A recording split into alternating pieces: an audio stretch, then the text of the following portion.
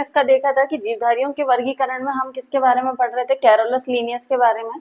जो कि Carolus Linnaeus जो है, इन्होंने टू किंगडम क्लासिफिकेशन दिया, जिन्होंने जीवधारियों को दो वर्गों में विभाजित किया। एक तो पहला कौन सा था हमारे सामने, प्लांट किंगडम, और दूसरा कौन सा था, एनिमल किंगडम, जिसमें उन्होंने पूरे प्लांट्स को शामिल किया और दूसरे में उन्होंने पूरे एनिमल्स को शामिल किया। इसलिए हमने सबसे पहले उन्होंने एक आधुनिक नींव रखी, इसलिए हम उन्हें क्या कहते हैं, फादर ऑफ टेक्सोनॉमी। जो कि सबसे ज्यादा पूछा जाने वाला क्वेश्चन है कि कैरोलस लीनियस कौन है, तो फादर ऑफ टेक्सोनॉमी का जब भी क्वेश्चन आएगा कि फादर ऑफ टेक्सोनॉमी कौन कहलाते हैं, तो वो कौन कहलाते हैं, कैरोलस लीनियस। तो अभी तक हमने कितने टाइप के फादर्स को पढ़ लिया। सबसे पहले हमने क्या पढ़ा था, जब हमने पिछली क्लास में देखा था, उसमें सबसे पहले किसको देखा था कि फादर ऑफ बायोलॉजी कौन है, तो वो कौन थे, अरस्तु थे।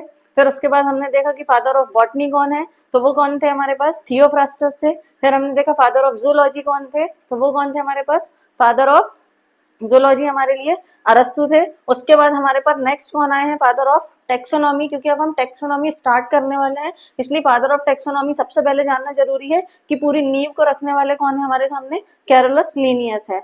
उसके बाद जब इन्होंने टू किंगडम क्लासिफिकेशन में किया, तो कुछ साइंटिस्ट ऐसे आए जिन्होंने अपनी रिसर्च की, उन्होंने कहा कि एक पूरे इतना बड़ा जीवधारियों का वर्गीकरण है, इसमें हम किसी एक पार्ट में रख के हम उनको सही तरह से डिवाइड नहीं कर सकते, क्योंकि इसमें बहुत सारे ऐसे जीव रहते हैं जो कि एक कोशिकीय भी रहते हैं, जिनमें केवल एक ही कोशिका पाई जाती है, कुछ यूकैरियोट्स भी रहते हैं, कुछ प्रोकैरियोट्स भी रहते हैं, कुछ बहुकोशिकीय भी रहते हैं, उसमें कुछ रंगीन रहते हैं, कुछ तंतुमय रहते हैं जिनमें फिलामेंट्स निकले रहते हैं, कुछ रेंगने वाले जंतु रहते हैं, कुछ सरीसृप रहते हैं, कुछ उभयचर रहते हैं। इसलिए जब हमारे सामने एक नए साइंटिस्ट आए जिनका नाम क्या था, आर.एच. व्हिटेकर था।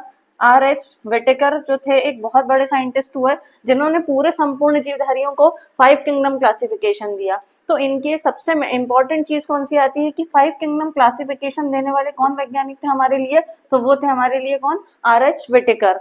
अब देखते हैं कि इन्होंने 5 जो किंगडम बनाए उनको किस किस तरह से उन्होंने डिवाइड किया। तो आज की क्लास में हम इनको इनके 5 किंगडम को देखेंगे कि वो कौन कौन से नाम दिए थे। इन्होंने सबसे पहले किंगडम का नाम क्या दिया, मोनेरा किंगडम।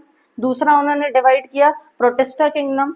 तीसरा उन्होंने किया प्लांटी किंगडम। चौथा उन्होंने किया फंजाई, और पांचवा किया उन्होंने एनिमेलिया।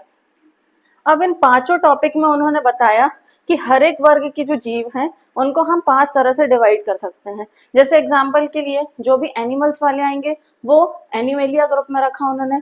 फंगाई या फंगस वाले जो भी ग्रुप्स के आएंगे वो सब फंगाई में रखा। प्लांटी वाले में जितने भी पेड़ पौधे वाले हैं वो सभी आएंगे इसमें। प्रोटिस्टा वाले में यूकैरियोट्स भी आ जाएंगे, और मोनेरा वाले में हमारे पास एक अलग ग्रुप आ जाएगा। तो इस तरह से उन्होंने हमारे सामने कैसे रखा, ये 5 किंगडम को डिवाइड किया है। अब हमारे लिए